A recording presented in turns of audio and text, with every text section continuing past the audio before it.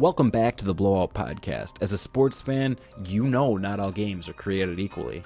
Whether it's a 30-point blowout or a double overtime thriller, HBC Sports has you covered. The winner will host Hamlin in the championship game on Saturday. Sending it in front, loose in front of the goal! It's Gruse scoring! With the game winner for the Cardinals. Oh, what a finish. I'm your host, Ty Schwartzlow, and if you don't find that exciting, do me a favor. Check your pulse. Hello and welcome to another edition of the Blowout Podcast, our first ever video edition, joined by two members of the St. Mary's men's hockey program, Martin Gruse as well as Phil Heinle. Thank you, gentlemen, for taking a few minutes out of your day to talk a little Cardinal hockey with us.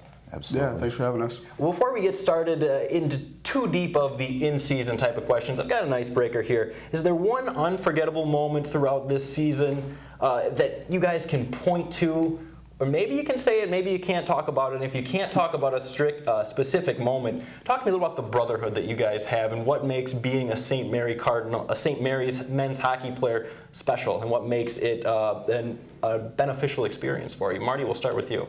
I think the most memorable time for me, besides the outcome that we had on the season, is we have this thing called the Olympics, and it's a bunch of events, so like volleyball, basketball, bowling, and the team really comes together. It really shows the true colors of some guys, the competitive nature and all the components that you don't really see on the ice, so they can be themselves instead of just strictly a hockey player. So I think that was the best part. Phil, for those who aren't as ingrained in the program as you are, what makes being a member of the program special to you? I'd say the camaraderie you have with all the guys, like when you're on a team this close. I don't think I've been on a team that has been as close as we are. I mean, we're all really close with each other and pretty much do everything we can with each other. It's pretty awesome. So, we talk about, you guys have both used the word brotherhood as it relates to this program, but Phil, you have your twin brother Jay. What is that like, being able to play with and alongside your brother? How much of that family component is a factor within this program? It's a small factor, but I mean, he's of course my brother. I think I don't treat him any differently than I do every other player on the team. We're all pretty much brothers here, but yeah, it's awesome to be able to play with him again. We've played together for every year except for 2, so it's pretty cool to have him here. And I think one thing that kind of goes along with that brotherhood as we move kind of onto the ice is the depth that this team has. You guys replaced 14 seniors last year. Entering the season, how did you expect that transitional process would go? We'll start there. Phil, we'll flip it around and have you start with this answer. Okay. Really hard to replace that many guys. I think you can't be nervous, but you can be excited because you have to wonder who's going to step up and fill those roles that were pretty hard to fill. There's a lot of guys on the team that had different roles, and someone had to step up. Someone had to step up and fill what's missing, and I think it really worked out this year. I think every role was filled with guys stepped up to the plate and really filled those shoes. Marty, with the amount of players you had to replace last season, for some of the younger guys, did you sense maybe a hunger because of the opportunity to see ice time this season? Absolutely. I mean, 14 guys to replace is pretty intimidating, especially coming into a season where it was a lot of underclassmen for us last year. With that being said, there were unbelievable amounts of players that came out. Coach Moore did a great job recruiting, and so did Jay and our previous assistant coach, Ryan Egan, and the atmosphere coming into the season was just, everybody was excited. You have your off-season workouts, but once you get to school, it's like, okay, it's almost time to go. You have to give credit where credit is due, that the seniors that moved on, they, started a tradition here at St. Mary's, and those guys, the new guys bought into it pretty quick. So it wasn't as bad of a transition as I think. I imagine from the media's perspective, I didn't mean to cut you off there, Marty. From the media's perspective, you could think, okay, you're replacing 14 seniors. It'd be tough for me to expect you guys to make it to the MIAC title game. With that being said, at what point did you realize the potential of this group, even in just this individual season? When did you realize that the sky was the limit on this team's ability to compete with any team throughout the conference? I'd have to say the first game we had against St. Thomas, where we beat them in a shootout, and I think that was definitely a character-setting opportunity for our team to show that we're here for real this year. That's one thing you stressed to me when we were talking last week, Marty, was we're able to compete with the top teams in the conference, St. John's, St. Thomas, in that first game, to have a 3-3 tie, take it to overtime, play those extra minutes, and be able to win it in a shootout. I've got to imagine played into the confidence. And Phil, was there any difference in terms of a mindset when you played some of those top teams? Was there a chip on this team's shoulder at any point this season just to prove what you guys were capable of?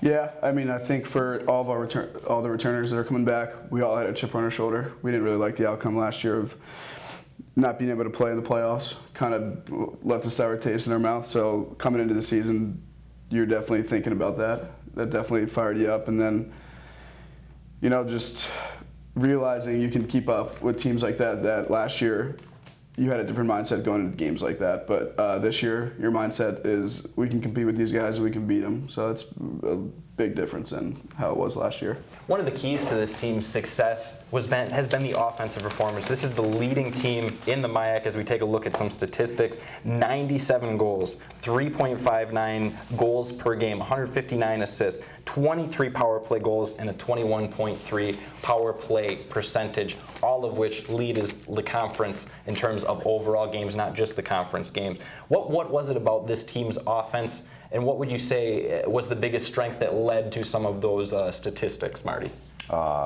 Easily everybody on this team can contribute. There's not one single guy that you had to rely on, or other teams had to cover. Every line has goal scorers. Every line has assists, forecheckers. Really, just the overall team atmosphere from offense, even from defense. A lot of guys on the point were putting a lot of pucks in the net for us. So it was good. It was a great team all around. You can't really say one person did everything. It goes from the goalie out, so it was good. Yeah, you had one of the best seasons along with. Let's restart that. You had one of the best seasons within the conference from a scoring perspective. As a guy that you enter in, it would be very easy a team to, all right, that's their top scorer, that's their top line. We need to really contain them, and if we take care of that first line, that top scorer, we're going to be all right. They don't have the luxury. Opponents don't have the luxury against St. Mary's. Can you talk to me about the value of that? It's huge. Everybody on this team contributes, as you can tell from the statistics, from first-year players to seniors to sophomores and juniors. Every single person contributed in one shape or another. It's a great thing to have. You can put any line out and have confidence in every single player on the team. And I think that's a benefit to have to make a good run throughout the year. We talked a little bit about the St. Thomas to open things up, a 3-3 shootout victory. But one turning point when I was talking with Coach Bill Moore was the Aurora series. What was the most impactful lesson from those two games against Aurora University? I think we learned a valuable lesson that Friday night game where they turned around and beat us. I think that was their first collegiate win. And that was definitely a lesson learned for us. You can't take any team lightly. You can't come into any game thinking any differently. And they taught us that because you can't. Did that change your mindset as you moved towards the rest of the season, or was it kind of just a one terrible example, you move on from it, or was there some true changes made to just the approach for each opponent? I think every game, no matter you win or lose, is a lesson learned in some way. That taught us a different lesson, but it didn't really change us too much. Kind of just made sure you had it in the back of your mind, knowing you can't come into any game thinking any different. You got to go to play each game the same.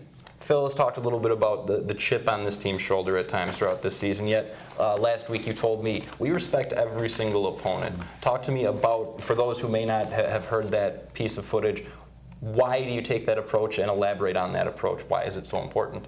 You have to respect your opponent.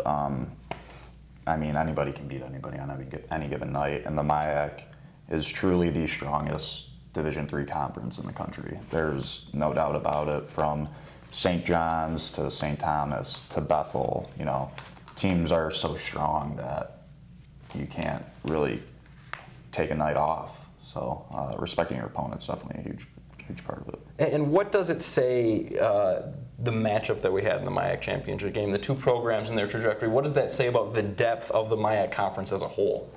It's huge. You know, two of the bottom teams from last year come out to be, you know, playing in the championship game, and teams, you know, all the time think St. Thomas or St. John's are the ones to beat. Well, give credit to Hamlin. They had a terrific team. They played really well.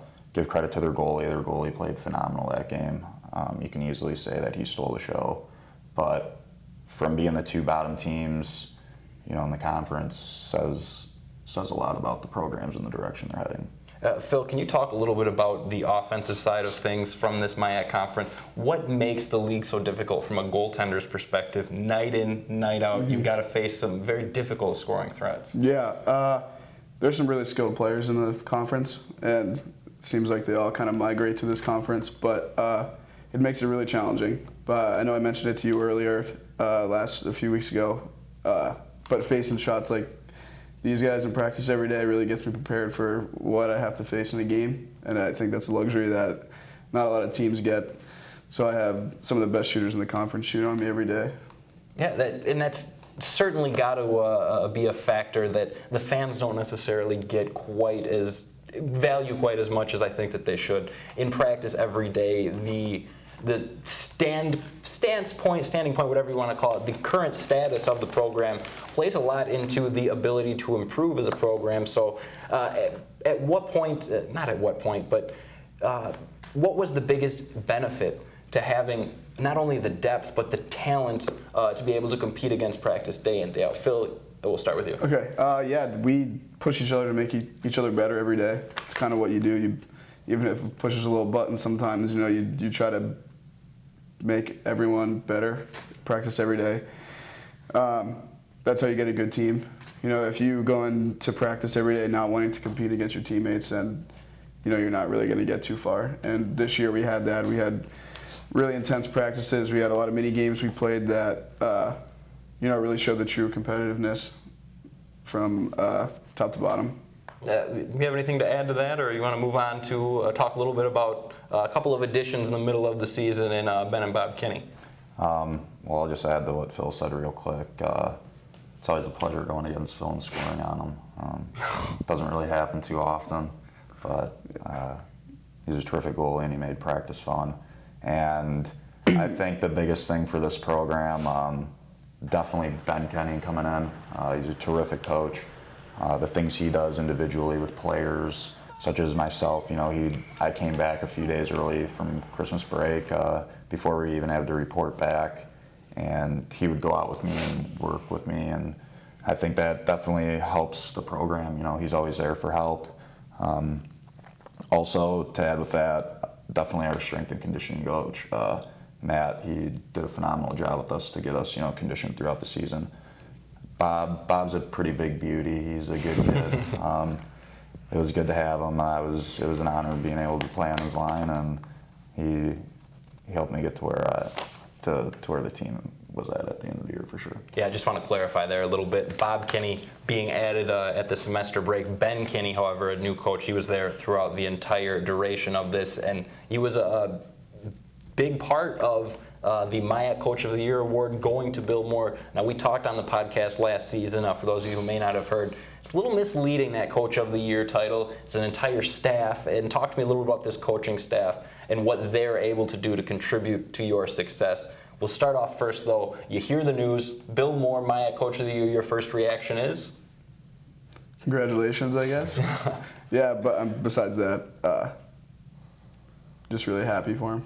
Yeah, and overall, just the accolades, not just from the Coach of the Year perspective, but also the individual. How does that make you guys feel to have that recognition now that you're out of the heat of the season? How much stock do you put into those kind of accolades? I think it's phenomenal He got that. Jay Reska and Ben Kenny are great coaches as well. I think you can throw that whole, our whole bench of coaches on for Coach of the Year. But Coach Moore does a lot for this program. He does a lot for, St. Mary's School and the community of Winona and the St. Mary's community. The guy gives back to the community more than anybody I know, and he definitely deserves it. And I'm sure if he's listening to this, he'll probably be like, "Seriously, dude?" But he's a good guy. He definitely deserved that recognition for sure. It is certainly cool. Listen to me. It's rewarding to be able to see not only the program growth, to be able to see that rewarded, not just with success on the ice, but recognition off of it as well. Let's talk a little about your keys to success, and there are a number of reasons why the SMU Ice Arena provides a great home ice advantage. How did that play into your success this season? What would you say was the biggest factor? Big factor, first semester, our schedule didn't allow us to play at home that much. Then when we got to finally be at home a few games in a row, you realize how nice it is. You realize how good you have it here. Some teams in the conference have to get in their car and drive 10 minutes to the rink. We got a 5-6 minute walk to the rink, which is something really cool that we take advantage of sometimes, or maybe take for granted. But it's awesome being able to come home and play in your home rink, and I think we showed that by our stats in our home rink. We held down the fort, and we always take pride in playing well in our rink.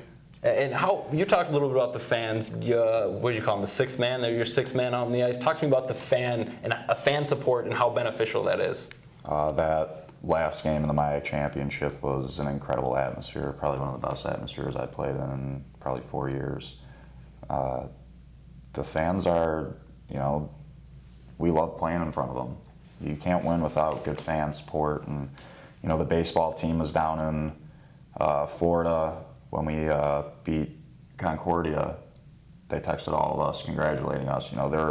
It's a small community at St. Mary's, and everybody really supports everyone. And with their support, it definitely helped us get to where we were at. And can you just kind of put into perspective, let's jump back to that Concordia game-winning goal. You're on top of the board celebrating. What was that emotion? What was that moment like? It was sweet. You got to give me a little more than that, Marty. Come on. Better than sweet. The first time in over a decade you're able to not only be in the playoffs, but to continue a playoff run in that fashion. You're clinching the MIAC title game at home, but it was just sweet. It was phenomenal. The whole team played terrific that game. You can't say enough about the team. That was a team effort. The reason I jumped on the glass is because two of the seniors from last year were there, and I kind of blacked out and just jumped up on the glass. And you legitimately blacked out? Yeah. You don't remember that moment? No, it was awesome though. Wow. The pictures are pretty cool. Our sports director, Landon Emerson, actually has that exact photo with the two seniors in the background as his desktop. So in terms of individual moments of just an overload of passion and energy, I can't imagine much greater than that. With that being said, let's move into just the nature of playoff elimination hockey. Marty, you were telling me after you got off the ice you just wanted water and sleep. You were exhausted after that double overtime game. For those folks who may not have played in this type of hockey, that one game, win or go home format, how much more energy draining and energy consuming is that compared to a typical hockey game? Or am I overstating it just a little bit? That was equivalent to playing 2 hockey games.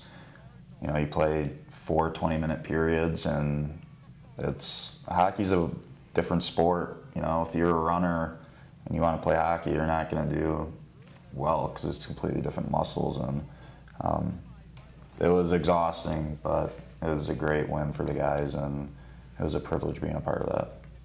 And Phil, from the goaltender's perspective, you got that extra 20 minutes, and I got to imagine you get a little energy boost from the performance and the way you're playing, but at the same time, how are you feeling after you left the ice and the euphoria kind of wears down?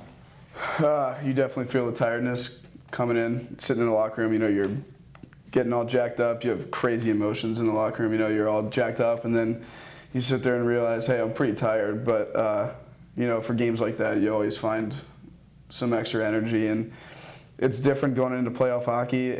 You know, by the end of the game, you want to sit there and feel drained. You don't want to leave anything out on the ice, and that's what we did for 3 periods, and you had to find more to do it again for another 2. And you guys certainly had that hard work rewarded. And we talked a little bit about Coach Moore and his MIAC Coach of the Year. Well, both of you were MIAC All-Conference first-team performers, and it was certainly a well-represented St. Mary's University program as Martin Gruse, Phil Heinle, Bob Kinney, Bob Marks, as well as Mike Mazzano, and don't forget about Jed McGlasson, honorable mention as well. Just speaks to the depth of this team and a 7-3 record at home. Did you guys expect this level of success, or did you maybe exceed your own wildest expectations entering this season? You have your own personal goals coming into the season. You have team goals. You have personal goals. You know, I think a lot of people met their goals and beyond. You just go into every season trying to be better than you were ever, and I think a lot of people can say that they did that. Yeah, you, Phil, in particular, a 12-8-2 record, 2.61 goals against average, 919 save percentage, and an unofficial school record of 3 shutouts. You got your first shutout of the season this year, if I have that right. What was that moment like, and how rewarding is that to leave the ice knowing you didn't let anything by? Shutouts are pretty sweet, pretty awesome. They're, you know, every goalie strives to get a few shutouts here and there. I was lucky enough to get mine this year. Most goalies might have to wait a little longer, but you know, it's just shutouts are. It may put the spotlight on one person, but it's truly a team effort in a shutout game. Because you may see the box score, some whatever amount of saves, 0 goals, but you know what they don't show are the 30 block shots that people have, or maybe that goal-saving save that one of my defensemen had. You know, it doesn't show stuff like that. But yeah, it's just one of those kind of similar to the quarterback. You may get a little more blame and a little more credit than should rightfully be the case, but I certainly got to give a lot of those 3 shutouts to some of the defensemen, and having a Bob Marks back there, that experience certainly is invaluable. Mm-hmm. And Marty, let's talk a little bit about your big season: 18 goals, 17 assists, 35 points, 4 game-winning goals in this season. What was your most memorable moment? It's obviously got to be the overtime game winner, but is there one moment other than that that you kind of look to and think, in terms of what you have accomplished? How do you restart that whole thing? How do you wrap up this entire season for you? Is this just the start of something that can continue to build, or are we seeing a case of this was truly your breakout season because of the depth and the supporting cast that you had around you? Yeah, there's, you know, sounds cliche, but individual success comes from team success. We had a terrific team, and with all those 28 brothers I had, that wouldn't even have been possible. So I give all the credit to them, and you know, supporting me, and you know, I wouldn't be, you know, getting all conference or whatever you want to call it for, you know, without them. And I think the best moment, is, honestly, I'd have to say, is when Phil got his first shutout. Phil's my boy. After every game, I always tell him I love him, and we wouldn't be where we got to without Phil, and I think he was a huge part of our success as well. So better than any of those 4 game-winning goals for you was to see Phil be able to get that shutout. That's honestly, I just want to make sure I've got that right. Yeah. That certainly tells you about the team mindset throughout this Cardinal program. And what?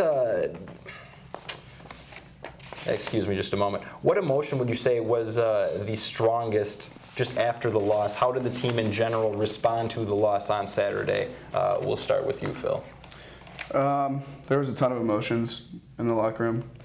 But at the end of the day, it was, you know, a lot to look back on, which was pretty cool for a lot of the seniors. You know, you can take whatever emotions you want from losing. You know, no one likes to lose. But you know, especially for those 4 seniors, there's a lot of looking back at their time here in that short amount of time we had in the locker room there. But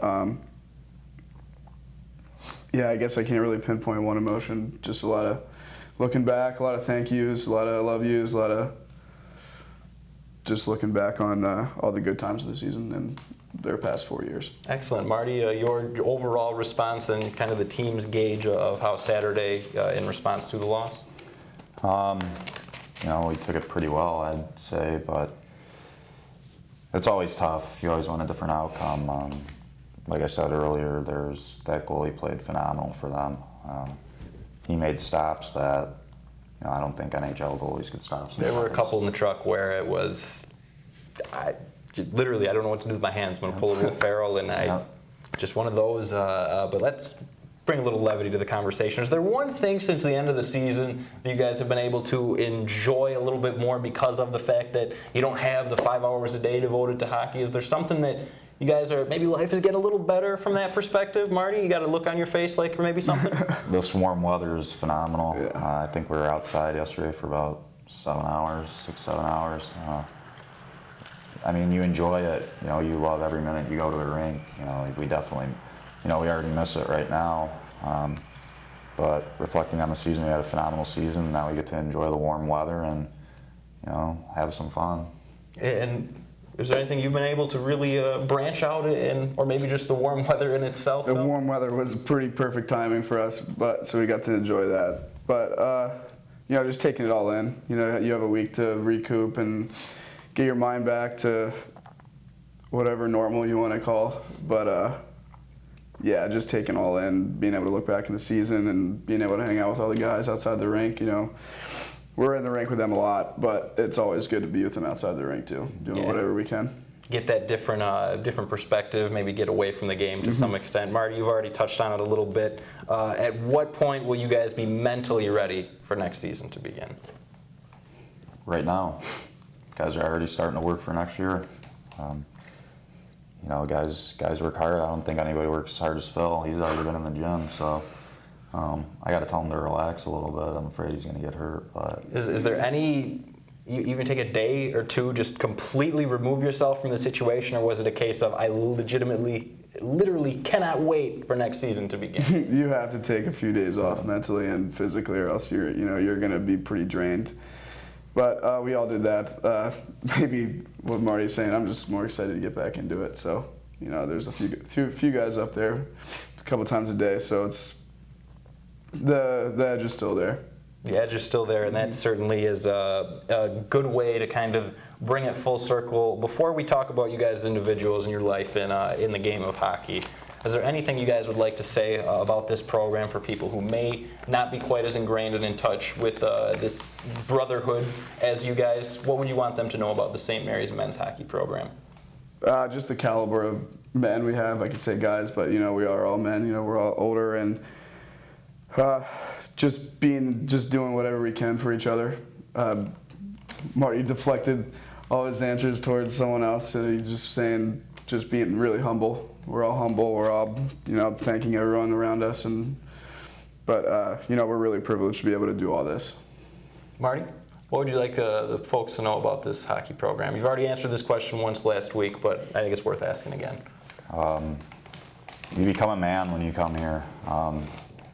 You got the best friends you're ever going to have in the four walls we call the locker room. You got great coaches who not only care about you as a hockey player, but individually.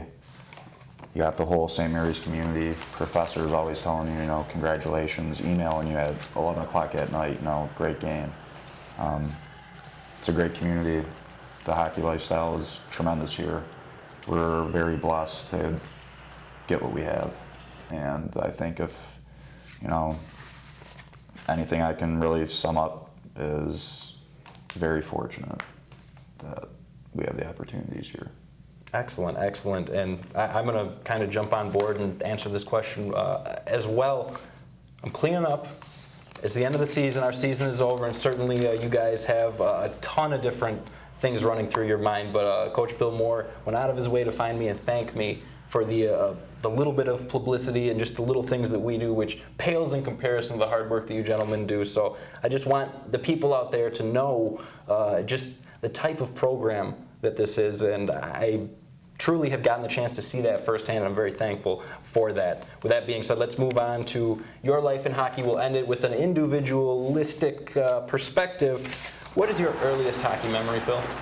I saw this question and I was trying to think way back. My first memory, I think, and it always sticks out. So our parents took us to this rink. Now it's a roller rink. They built a new one across the street. But I remember being in the rink, standing right next to the door, and looking back, they were probably 15 years old at the time. But I'm just this little 2-year-old, and just looking up at these guys as they're running out on the ice. That for some reason just stands out to me. Just kind of in awe. Just that moment in awe of, at one point, did you ever, I'm sure you imagined to be one of those guys, but that's kind of what you were striving to, and you kind of keep that image in your mind, and now that you think about it, and you were the one out on the ice in a MIAC Championship game, how does that make you feel when you think of the journey that has taken place? Yeah, when you're that little, you just kind of want to be, you don't know who the guy you're watching really, but you just want to say, I want to be that guy. And, it's just something you grow up to. Marty, your earliest hockey memory? I think it's when my father got me into hockey and just skating around and thinking to myself, what the hell am I doing out here? You fall in love with it real quick, and then you're hooked. It's like the best high you can ever get. There's lows, there's highs, but there's nothing like being on the ice, and everybody should get into it. It was a pretty quick moment from what the hell am I doing to you're hooked, is what I'm hearing. It was a very quick process, and you truly belong. You want to be in the game of hockey, and is that kind of elaborate a little bit as to why you have chosen to be as involved with the game as you currently are? That high, that emotion, is there any life lesson and value that you've gotten from the game that you think is particularly valuable? To be honest with you, this game has taught me a lot about myself. Some people go to college right when they turn 18. We're fortunate enough to go play junior hockey, and I think living away from home from your parents at a young age, some guys leave at 15 years old. It teaches a lot about your character, your maturity. I think this game has brought more maturity to my life than I could ever see. When I left home to go play juniors, I left still as a 17-year-old kid, and 3 years with the Michigan Warriors, I became a man and came into this school as a man. Many life lessons you learn and you meet your best friends, but I can honestly say it builds character, builds maturity, and most of all, it makes you become a man. Well, what is, you just wrapped it up with the most valuable trait and lesson, Phil. We'll finish it up with this. What is the most valuable trait, lesson, or skill that you've learned from the game of hockey? I'm probably going to agree with Martin here. It makes you grow up pretty quick, and if not, you're going to fall short. You have to be a man. You have to control your emotions. It teaches you a lot. Being on, like he mentioned, moving away from home, we all did the same thing for the most part. Being able to live on your own, do your own thing, and really find yourself, I think is something special that hockey offers that no other sport can really offer you. Oh, excellent. Guys, thank you so much for taking the time to be on the Blowout podcast. That's going to wrap up another edition. Joined by Phil Heinle and Martin Gruse. Thank you so much, gentlemen, and we look forward to speaking with you again. Thanks for having us. Thank you for everything you did. Thank you.